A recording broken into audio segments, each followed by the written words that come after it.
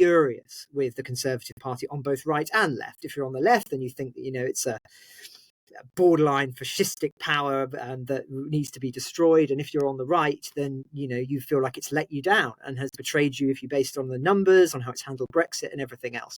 So this is a tremendous problem for the Conservatives, because I think they were hoping that this would follow international trends, this election, and it really has not. It's been fought on very local, very national issues, as it almost always is in Britain. So I don't know why they were expecting things to be different. But that's not to say that there aren't some international elements that are also in play here, and the broader trends. If one looks at the long history of the Conservative Party, and when I say long history, I'm not talking about in centuries, I'm talking about in, say, the last 20 or 30 years. This was a party that wanted to be part of that establishment consensus, particularly under David Cameron. It didn't want to have any elements of populism within it. It wanted to be the National Party representative of the elite centre-right view. So David Cameron, he wanted to get Brexit out of the way. He wanted to grant a referendum, win the referendum, and then Brexit would be done as an issue.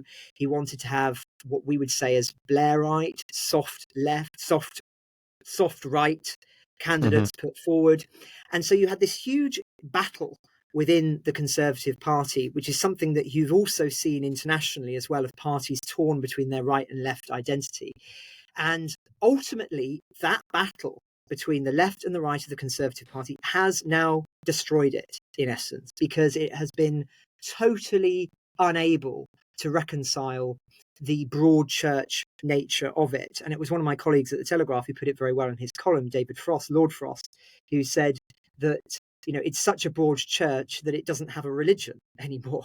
There are certain issues, whether it be on Brexit, whether it be on trans agenda, whether it be on economics, whether it be on migration more broadly, that the party isn't divided on. And so you've got the right now who are really, really punishing that battle within the Conservative Party, and the left, which has been quite dominant in many areas, apart from perhaps Brexit until Boris Johnson took over. But broadly speaking, Rishi Sunak, I think many people would argue, is on the left of the party on many elements. Theresa May certainly was. Liz Truss was not, but was there for a very short period of time and was thrown out by the Conservative Party. So it all speaks to this idea that people feel that they've been betrayed by the establishment-led Conservative Party, which does tally in with battles that we've seen also more widely in the European context. So it's not all hyper-local, hyper-short-term. There are longer trends here that do play into ones we've seen internationally too. Yeah, I mean, they also echo things going on in the United States, right? Of course. This notion that the establishment Republicans sold out the base is one of the driving things of Trumpism.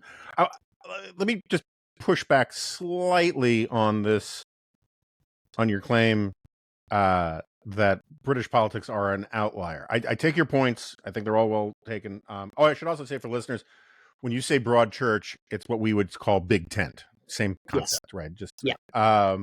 But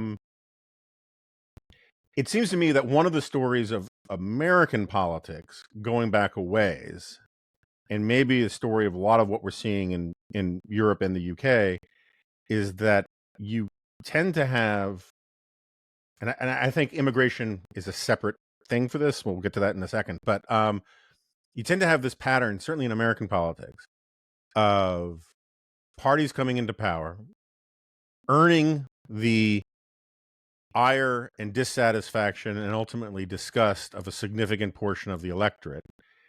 And then the other party gets voted in simply on the mandate to not be the incumbents, right? So like Barack Obama's primary mandate was to be the first black president, which he accomplished on his first day in office, and then to also not be George W. Bush.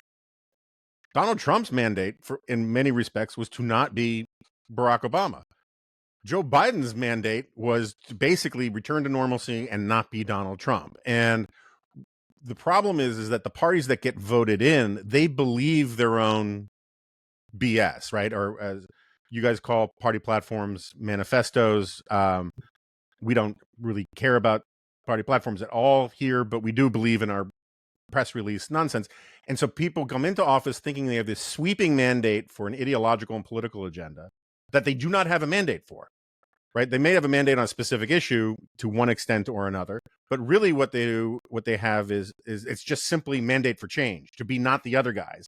And then they proceed to govern as if they have this massive popular support, screw it up entirely, and then they get thrown out. And that's why the pendulum swing, the House of Representatives hadn't changed parties for over 40 years until 1994, and now it changes like every second election, which is just sort of unprecedented in the 20th century. And so I'm wondering, the places where the far right parties did the best in Germany in Europe were the places, it seems to me, where they had the most authentic and pure claim to being outsiders.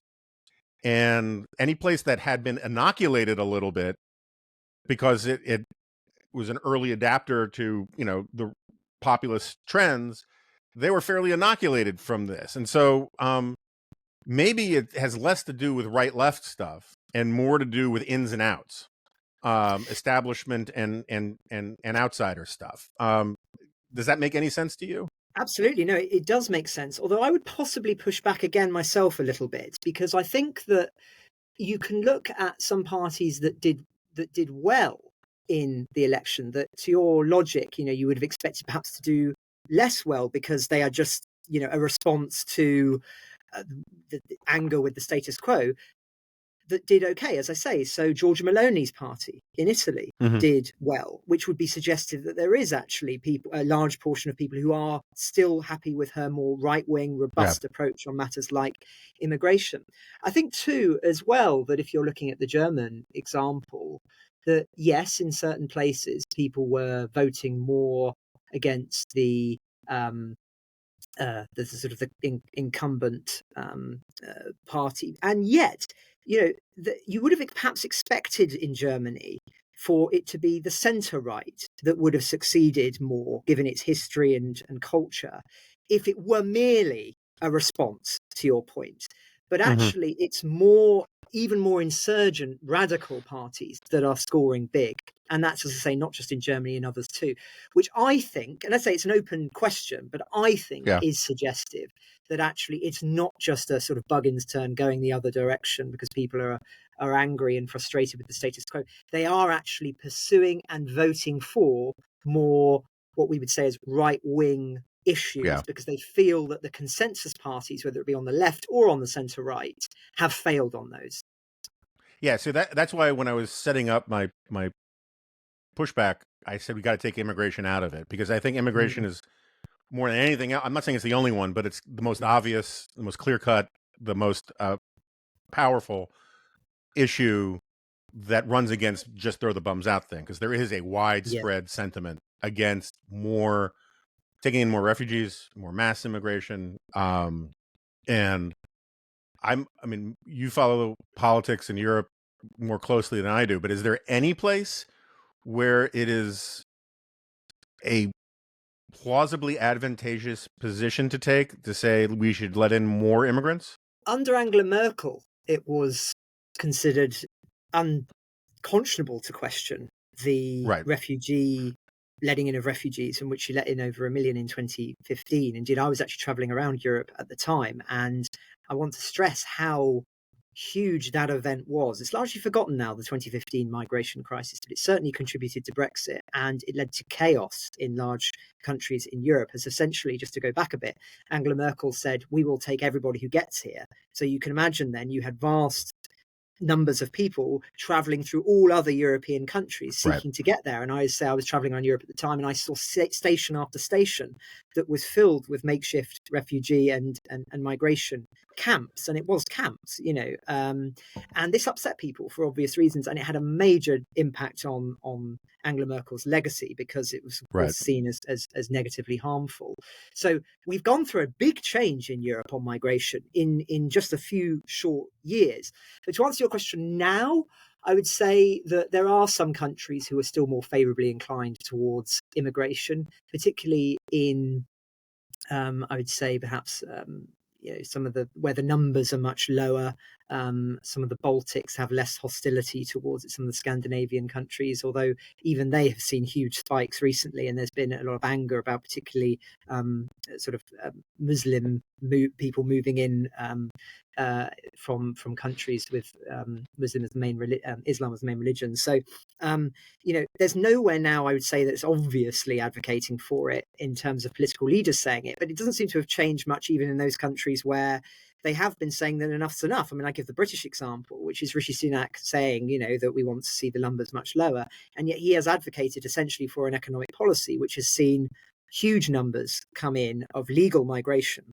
And that has not seen a reduction at all, really. There's been a minor one because of getting rid of dependents as being allowed to come. But, nonetheless, the numbers are still huge. So you can measure why people are angry because they feel, well, it doesn't really matter who I vote for, because even if they're saying one thing, then another thing is being delivered.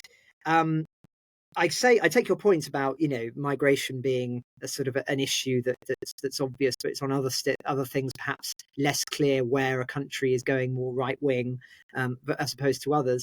I think again, if you look at Italy, it's an interesting example of how Giorgia Meloni is pushing a pretty right-wing cultural perspective as well, sort of saying that there's been far too much kowtowing to kind of left-wing cultural trends, and she wants to restore sort of more traditional values. That's certainly also some of the conversations that are taking place by Le Pen in France. So I think I would challenge the notion that it's only on immigration that we're seeing perhaps some of these right-wing trends being embedded. I think there are trends on others, also in economics too. Some countries are more willing to at least make the arguments for far more of a free market than perhaps was being made a generation or so ago. So I think there is evidence that things are, that the right is making a comeback, shall we say, in Europe. But that's a very different question to saying whether they, of course, will be successful in that, and whether indeed the establishment, however one wants to articulate it, use the British example, will be perceived as blocking said measures. And then, of course, you leave the door open for even more radical parties, which is indeed what is happening in Britain. And hence why I think, again, Britain is an interesting bellwether as to what may occur in Europe. If it fails, if the establishment parties or even the unestablishment parties fail in their promises now, then, we will have to see what political forces emerge. But emerge they will. So from my reading from afar, we can return to immigration in a minute, but from my reading from afar, it feels like neither party, people just don't want to talk about Brexit, pro or con. That seems weird to me, in part because you would think, my understanding is that popular opinion has kind of moved against Brexit because it didn't deliver what was promised. But at the same time, it feels like the Labour people don't want to talk about it because it works against them as a cultural issue, works for them as an economic issue, and for the Conservatives, it works for them as a cultural issue, but against them as an economic issue. Is that about right? So they just decide to not talk about it? I think in the Conservatives, it's less about economics, it's more about their failure to really make the most of it.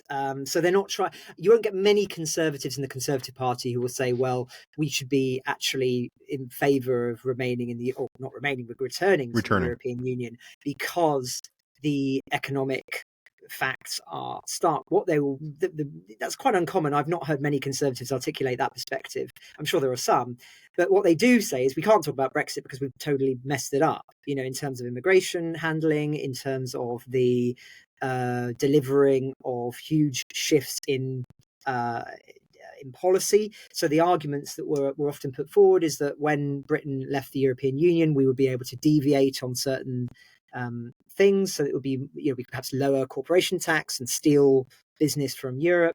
We've really seen a very, very cautious policy adopted, which means that we are as much rule taking in reality, even though it's not as simple as it used to be legally rule taking. Now it's sort of, we're just following more or less the model that's followed in Europe, even though we don't have to, as opposed to anything else. From Labour's perspective, you're absolutely right, though, is they don't want to talk about it because many Labour MPs, including Keir Starmer himself, who was the shadow Brexit secretary, were calling for a second referendum, which is, I still think, something that really is being very conveniently forgotten, because that would have been trying to effectively overthrow the mandate of the largest democratic exercise in British history, which I would have argued set a very dangerous precedent.